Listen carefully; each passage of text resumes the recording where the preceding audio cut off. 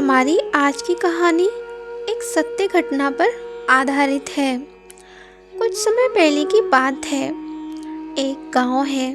उस गांव में एक साधु रहते हैं जिनका नाम है राधानंद जी। राधानंद जी बहुत ही विद्वान थे। वह एक सन्यासी थे, इसलिए उनका जीवन बहुत ही सादा था। वह रोज ही पूजा पाठ करते, नदी में स्नान करते और ध्यान करते। रोज सुबह प्रातःकाल 4 बजे उठकर वह नदी में स्नान करने जाया करते थे। राधानंद जी का यही नियम था। ऐसा करना उनका रोज का ही कार्य था। वह 4 बजे नदी में जाके स्नान कर लिया करते थे। उसके बाद वह पूजा पाठ आदि करते और फिर भगवान के ध्यान में मग्न हो जाते, या जो भी उनके पास कोई आता उसकी मदद कर दिया करते थे। उनके उपायों के बताए से काफ़ी लोगों का भला हो चुका था, इसलिए राधानंद जी का नाम बहुत दूरों दूरों तक फैल चुका था। राधानंद जी ने एक दिन सुना कि 144 साल के बाद महाकुंभ लगने जा रहा है 2025 में, तो उन्होंने भी महाकुंभ में जाने की सोची और वह वहां जाने के लिए तैयार हो गए।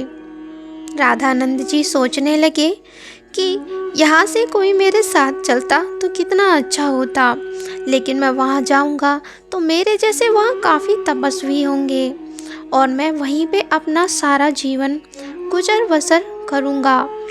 ऐसा कहते हुए वहाँ के गांव वालों से उन्होंने विदाई ली और वो महाकुंभ की तरफ चलने लगे, जो कि यूपी के प्रयागराज में लगने जा रहा है। राधानंद जी पैदल पैदल ही सारा रास्ता तय कर रहे थे। कभी जंगलों से तो कभी टूटे फूटे रास्तों के जरिए वह प्रयागराज पहुंच गए। जब वह गंगा नदी पहुँचे तो वहाँ का नज़ारा देख के बहुत खुश हुए और सुबह 4 बजे, यानी कि जो उनकी दिनचर्या थी, सुबह 4 बजे नदी में स्नान करने की, वह गंगा नदी में स्नान करने के लिए चले गए। जब राधानंद जी गंगा नदी में स्नान कर रहे थे तभी वहाँ एक पुलिस वाला आता है। साधु जी, आप नदी से बाहर आ जाइए, यहाँ पे अभी सफाई का कार्य चल रहा है।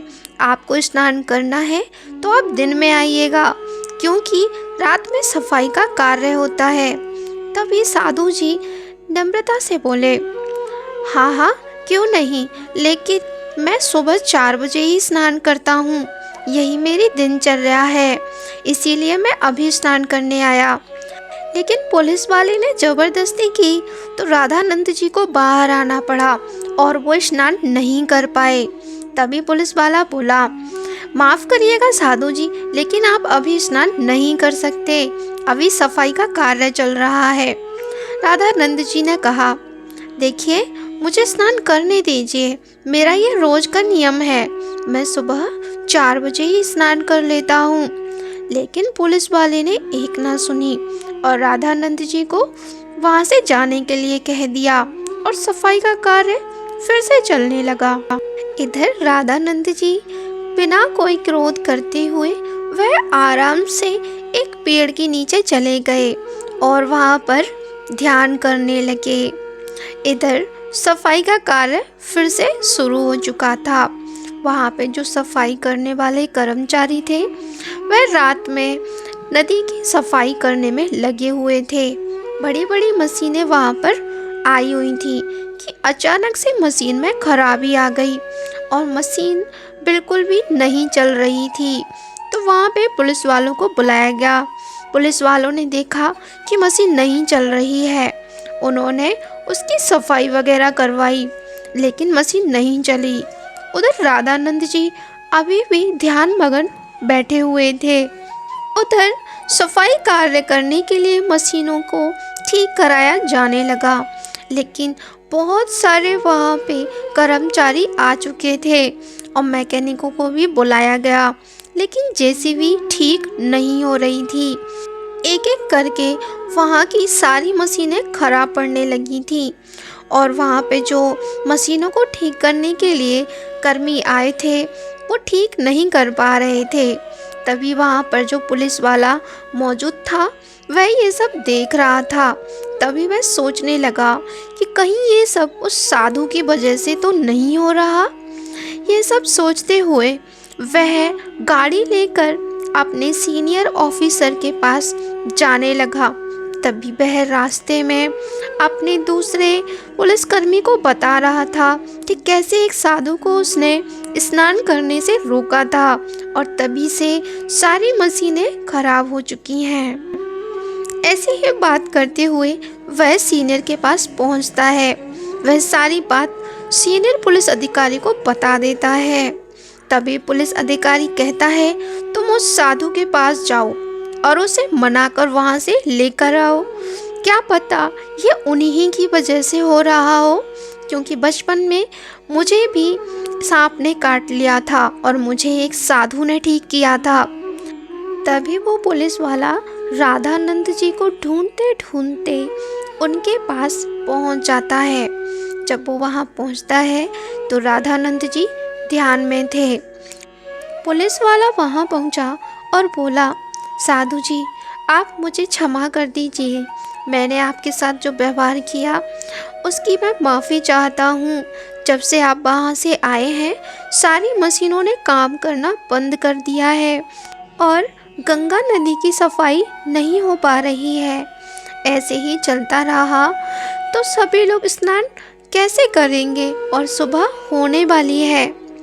ये सुनकर साधु जी बोले, बस कोई बात नहीं, तुमने तो अपना कार्य किया जो तुम्हारा कार्य था, लेकिन मेरी दिनचर्या यही थी कि मैं सुबह 4 बजे नदी में स्नान करता हूँ, उसके बाद ही मैं पूजा पाठ करता हूँ और फिर अपने ध्यान में मग्न हो जाता हूँ, लेकिन तुम्हारी इसमें कोई गलती नहीं।